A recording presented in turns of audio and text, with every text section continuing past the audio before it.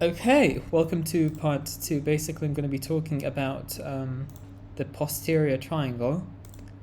Now, I hope anterior triangle is easy, by the way, the posterior triangle is, hold on, let's fix this. The posterior triangle is actually way easier. So, what do I mean by this? Well, before anything, we have to go back to the basics, okay? So let's just show all the muscles. By the way, we will neglect the trapezius almost all the time.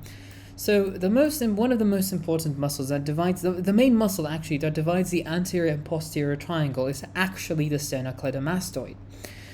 This muscle separates the anterior and posterior triangles. Now, this muscle actually has two heads. We have, by the way, so anterior to the sternocleidomastoid. So let me get my tool. Anterior to the sternocleidomastoid is the anterior triangle, and posterior to sternocleidomastoid is the posterior triangle. So you already know this, very easy kid stuff. And the most important muscle that we will be talking about is the sternocleidomastoid. Now, the sternocleidomastoid, it has two heads, okay? We have a sternal head and a clavicular head. So the sternal head is actually tendinous, okay?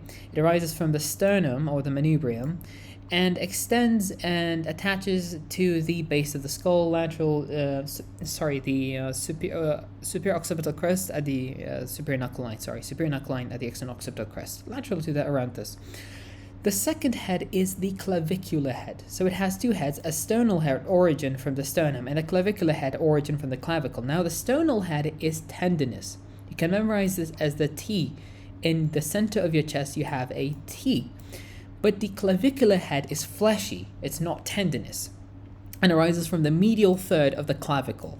So let's just remove this really quickly and continue onwards.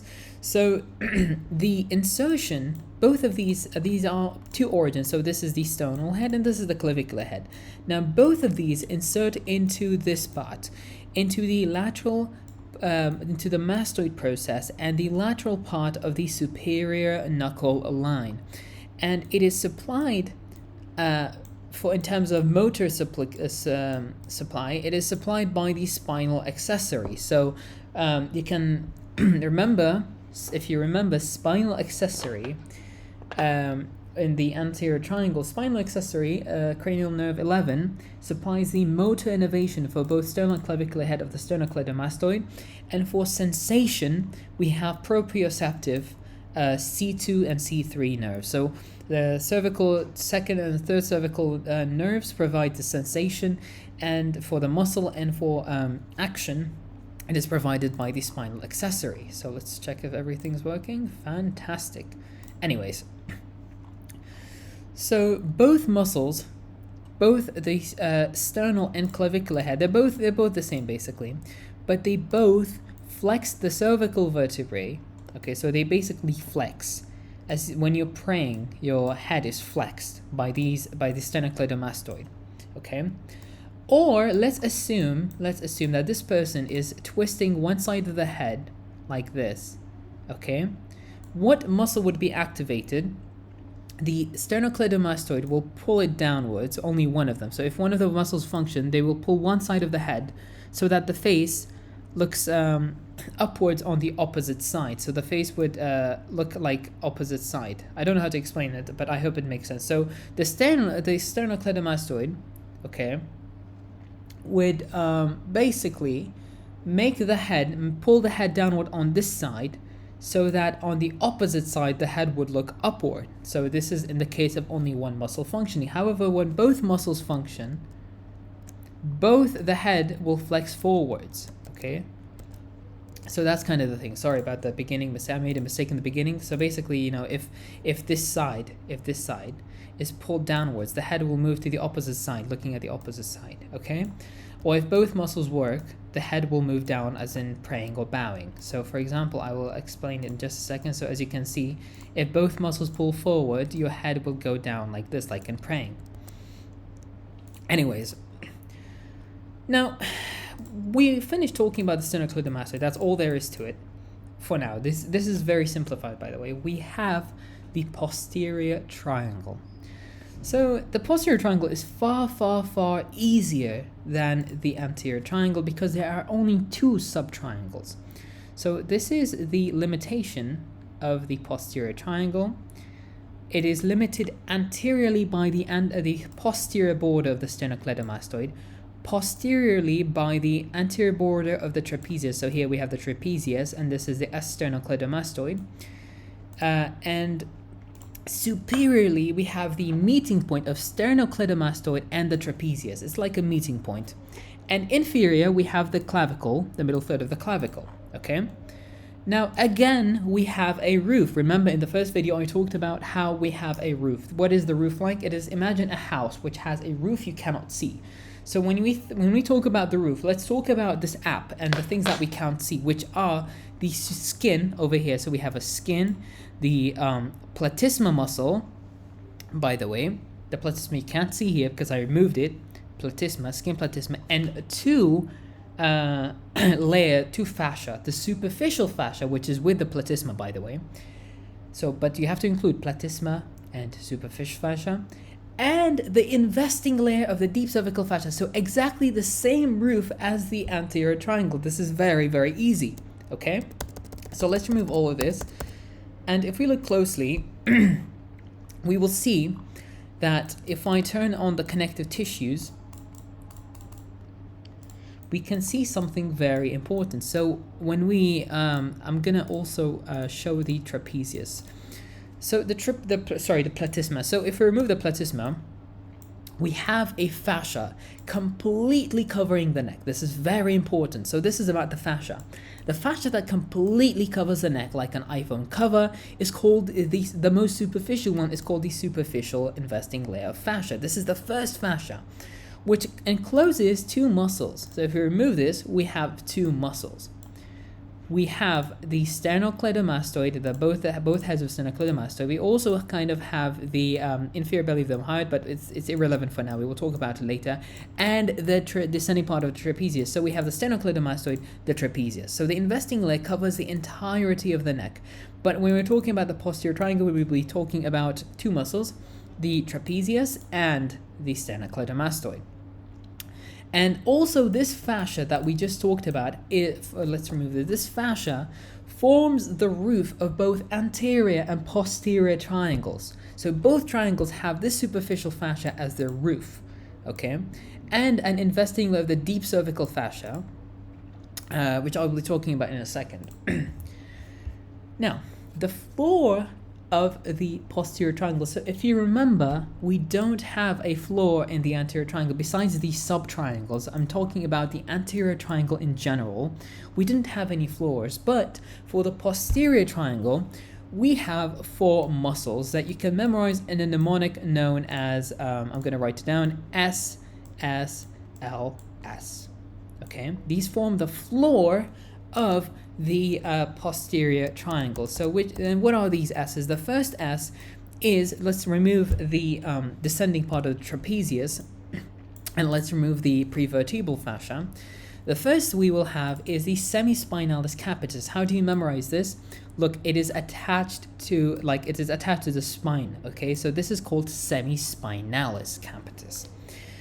Let's remove this. Now we have the splenius capitis. Splen, like, you know how people say splendid. So semispinalis attached to the spine, and the splenius capitis. So these are the 2 S, remember, S, S, L, S. We will have the levator scapulae, which is attached to the scapula and elevates the scapula, and this is the levator scapulae, and these muscles are very important, so remember. So this is the levator scapulae, okay, the levator scapulae. So this is L.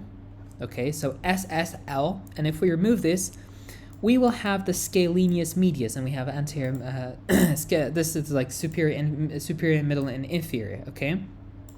The scalenius medius, okay? Not the scalenius posterior. Here we have the scalenius medius, behind that we have scalenius posterior, but we're talking about scalenius medius, not posterior. So remember the mnemonic S, S, L, S.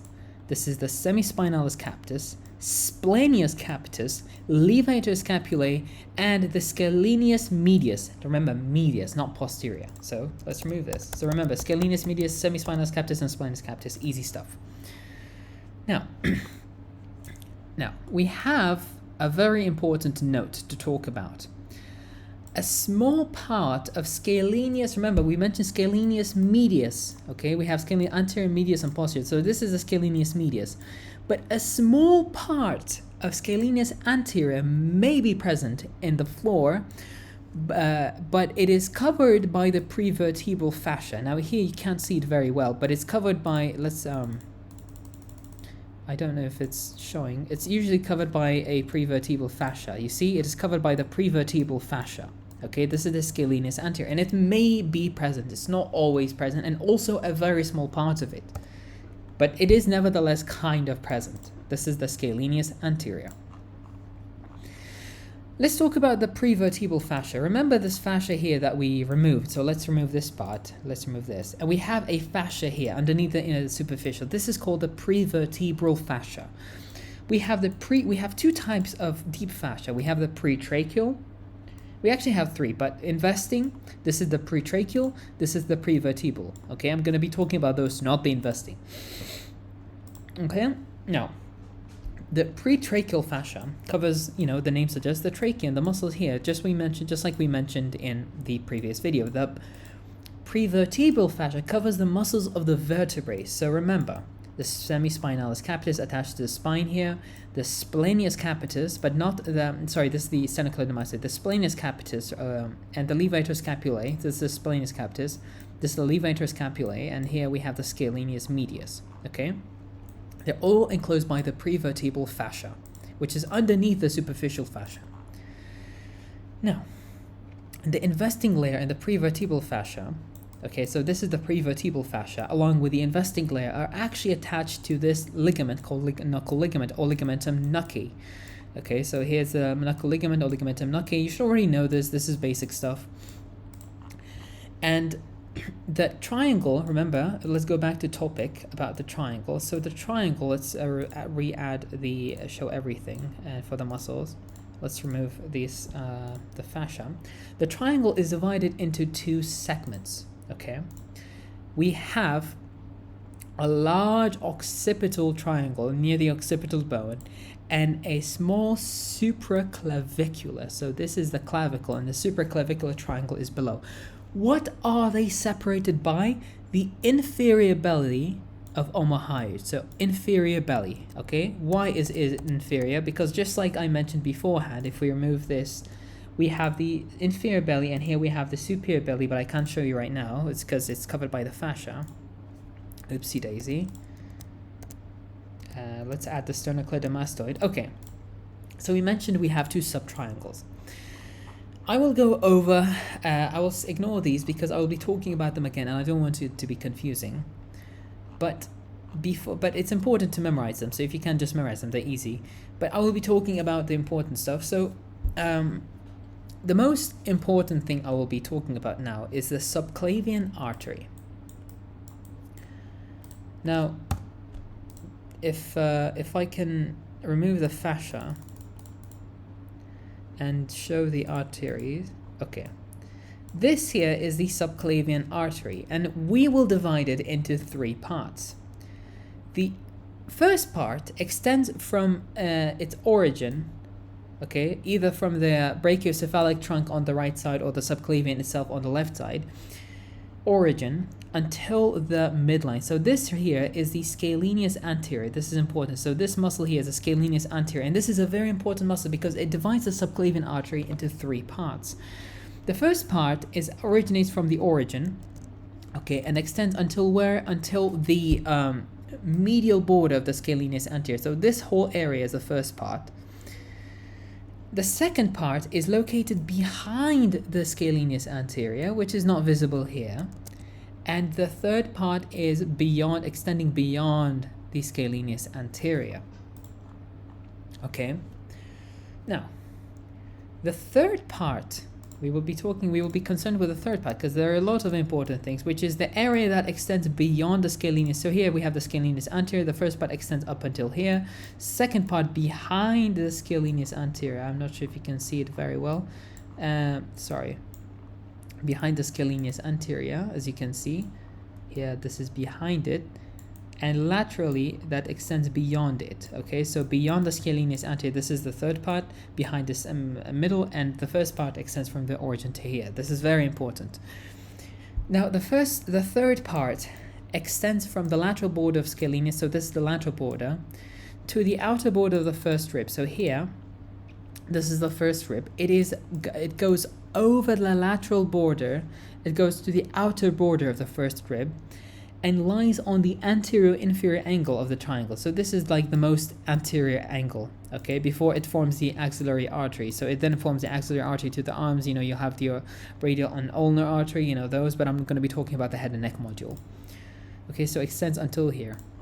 So if you move on, the third part actually has no branches in the posterior triangle. It's very important. No branches in the posterior triangle.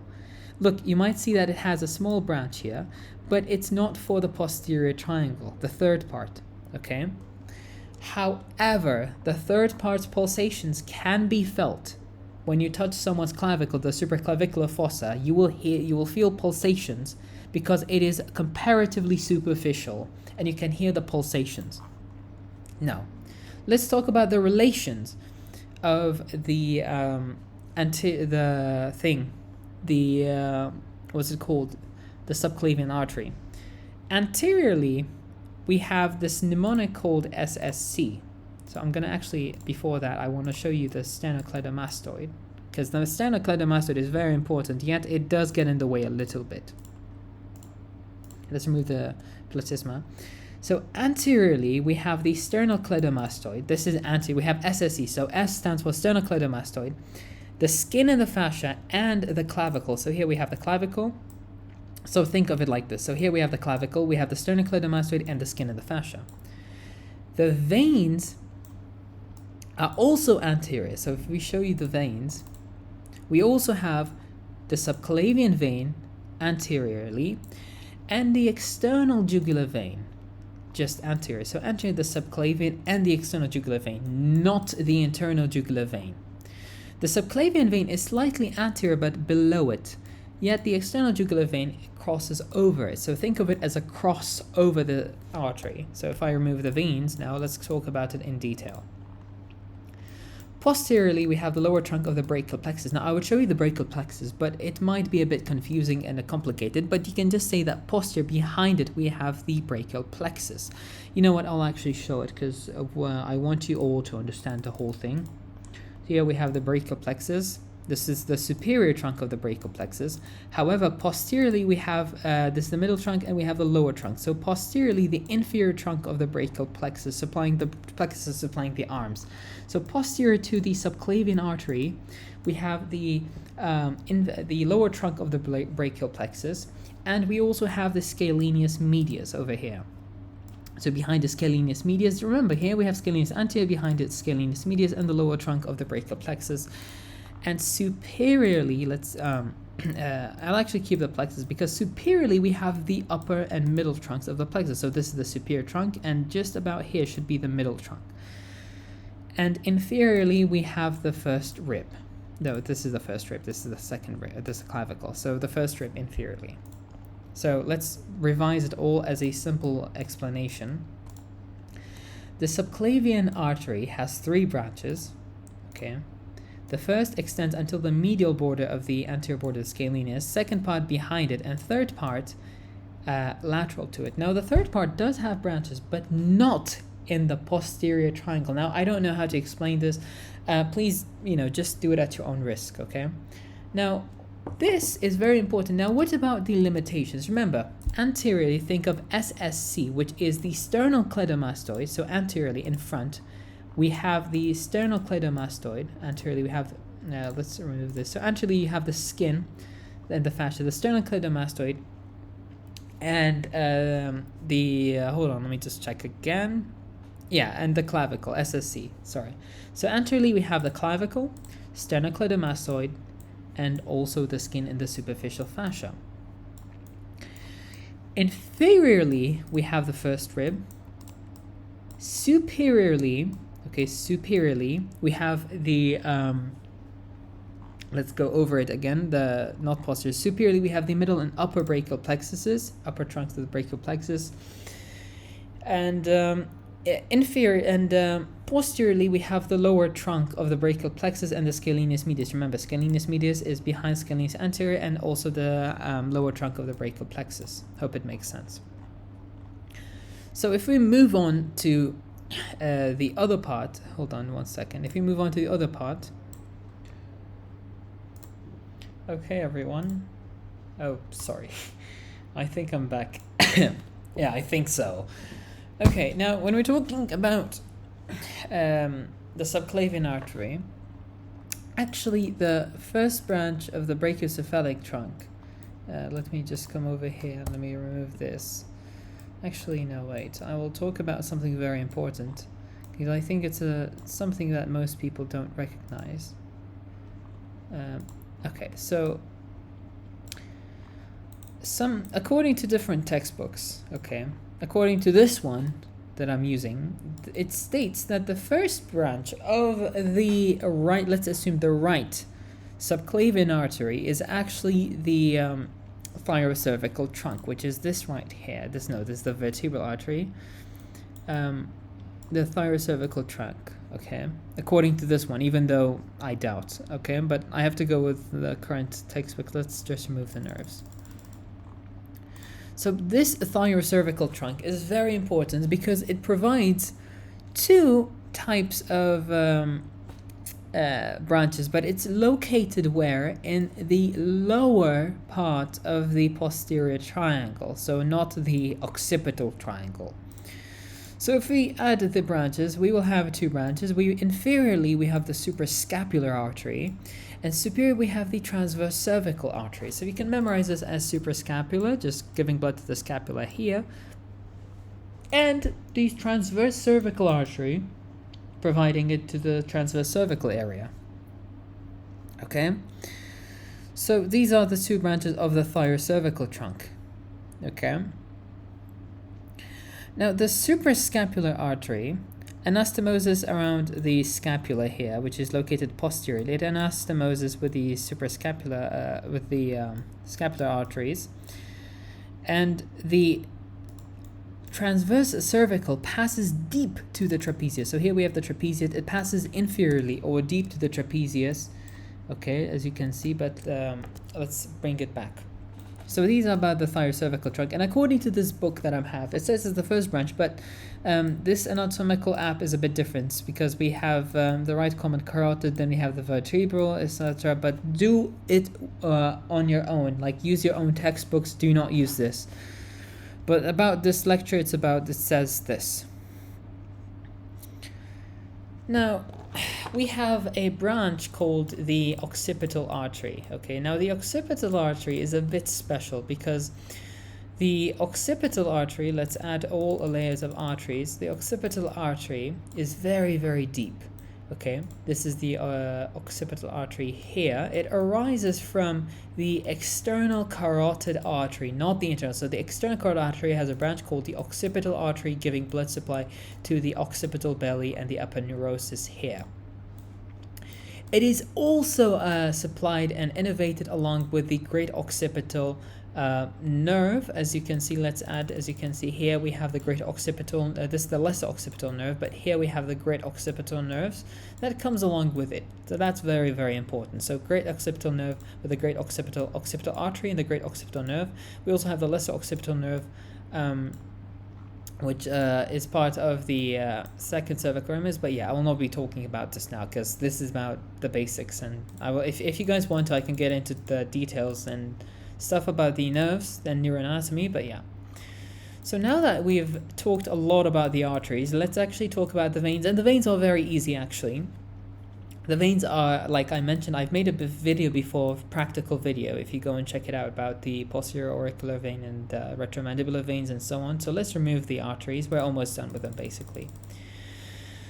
And when we talk about the veins are actually way, way easier. So the external jugular vein here is the external jugular vein. The external jugular vein is formed by the union of two different veins, which is the posterior auricular vein, or as I like to call it, PAV. and the posterior division of the retromandibular vein. So if you remember, the retromandibular vein is formed by the superficial temporal veins here, and they combine with the maxillary vein over here. This is the transverse facial vein. I'm not sure if I can, no, this is the middle, sorry, the maxillary vein, just about here. This is the maxillary vein, forming the retromandibular vein, and posteriorly it forms the external jugular vein, which combines with the posterior auricular vein, and anterior division of retromandibular unites with the facial vein along with the lingual vein, I think so, but I cannot show it right here. This is going to be the internal jugular. So the external jugular vein, PAV, posterior auricular vein, and the posterior division of retromandibular forms the external jugular vein. This is very important. And it extends over the sternocleidomastoid as a state and pierces the deep fascia. So we have a fascia here. I can try to add it. See here we have the superficial fascia. If you remove it, we have the deep fascia over here, and it pierces that deep fascia above the clavicle and drains into the subclavian vein. Now we have some tributaries. We have actually 6 tributaries. The first tributary we have is posterior auricular vein supplying PAV. We said we can just use PAV. We also have the posterior division of retromandibular vein, and also, as you can see, the anterior jugular vein. We also have the transverse cervical vein, suprascapular, and posterior external jugular. However, see here we have the suprascapular. This is the transverse cervical, sorry. Here we have the suprascapular, if I can just get it close enough. This is the dorsal scapula, but where's the suprascapular? I think, yeah, this is the suprascapular. The transverse cervical, along with the posterior external jugular vein. Anyways, now we have one more vein, actually 2 more veins I'll be talking about, and these are the anterior jugular veins. So the anterior begins at the chin, okay? It begins by the formation of a union of unnamed veins, according to the textbook, and it actually lies 1 centimeter lateral to the midline, okay? And unites to form a transverse arch. So this is the jugular venous arch, okay, and they unite to form a jugular venous arch or transverse arch, and then it drains into the external jugular vein, into the subclavian vein. Now the subclavian vein lies on the upper surface of the first rib, as you can see. This is the upper surface of the first rib. Remember, don't mix up the clavicle with the rib. That's very important. In front of it, and it is in front and below the subclavian artery, which I can try to show here. As you can, it's in front and inferior to the subclavian artery. However, very, very, very important that the subclavian vein is not one of the contents of the posterior triangle. Very, very important. It's not considered a component of the posterior triangle. Then we're almost done. Let's remove the veins. We will be talking about the nerves. Let's remove the connective tissues. Now, when we talk about the nerves, it's very important to be very clear and concise. Now, we have the plexuses. Now, the plexus that is concerned with the posterior triangle is the brachial plexus. So here we have the brachial plexus. Here, this is called the superior trunk of the brachial plexus. The middle and the inferior trunk just inferior to it. So here's the inferior trunk of the brachial plexus. So superior, middle, and inferior trunk.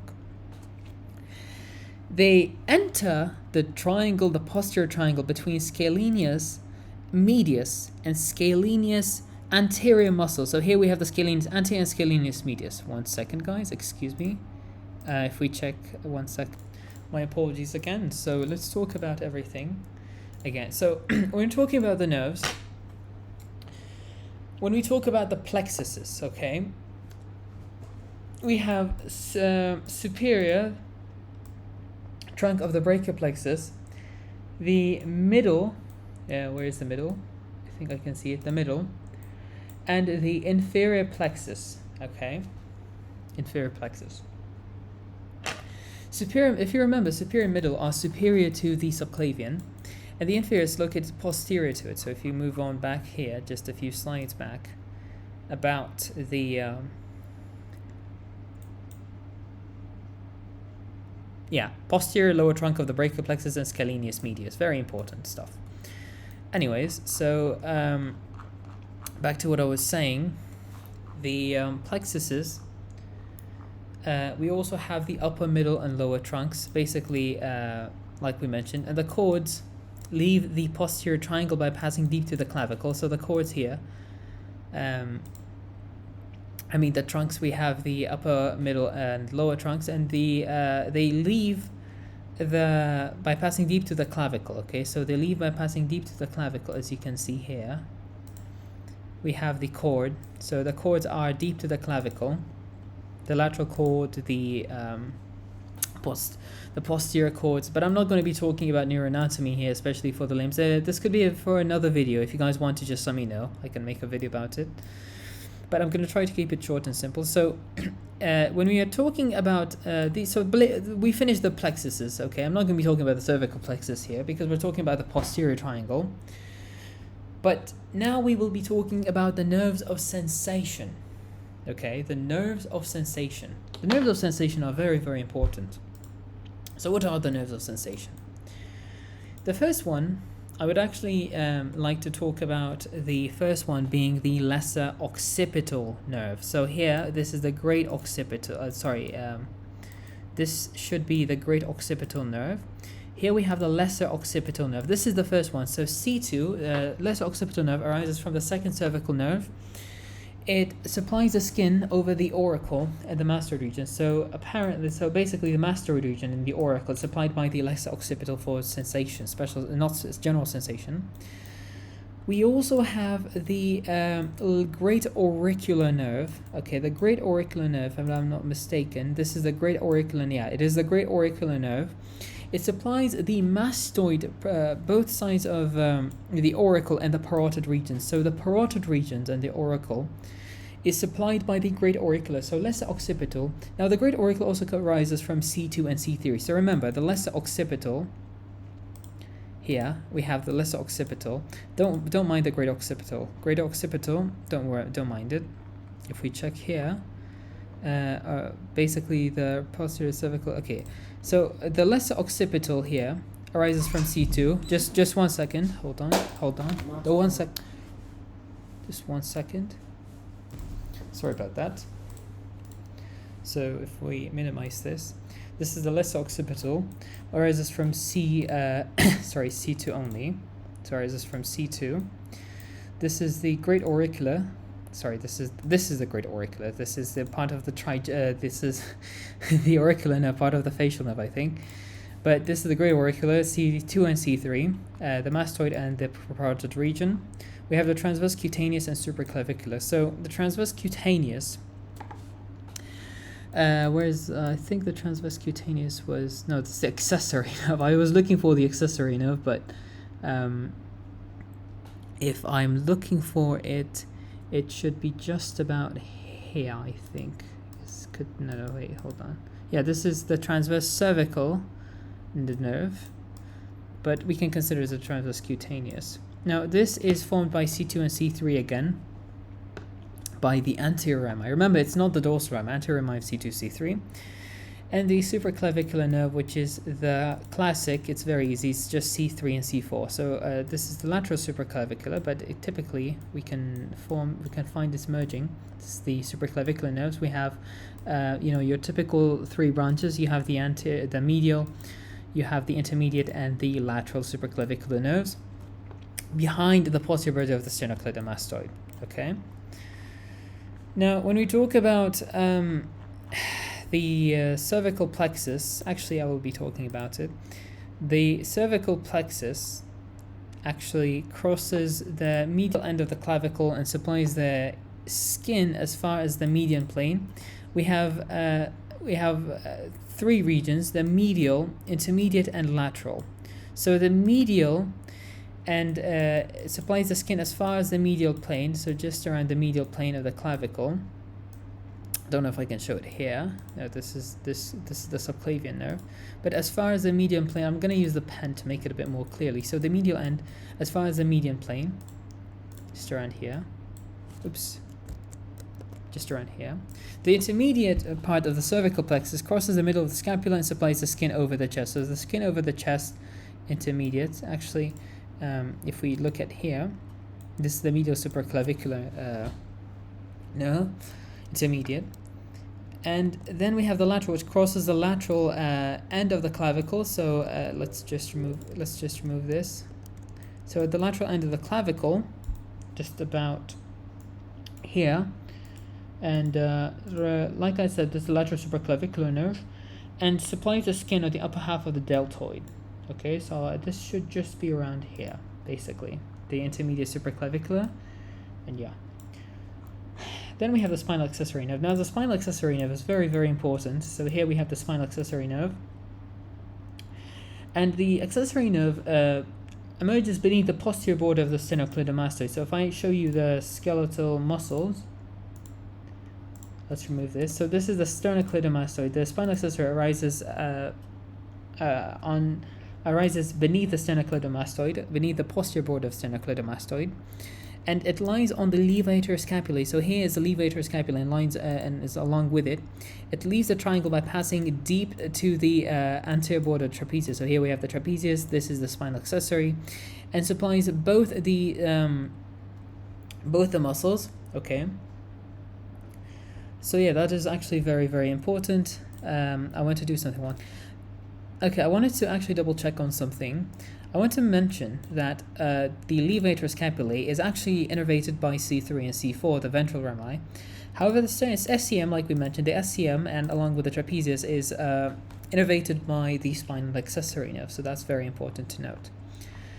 Now, the accessory nerve, I'm not going to be talking clinically, but it has a superficial course and is related to the superficial cervical lymph nodes. And is accompanied by the ventral rami of C3 and C4, like we mentioned, because the ventral rami of C3 and C4 supply the levator scapulae, and is accompanied by C3 and C4. So, injury to this will cause injury to the sternocleidomastoid and the trapezius, as common sense suggests. Now, I hope this video helped, and if there's anything I would like to fix, please let me know. Thank you very much. 1 second. Yeah.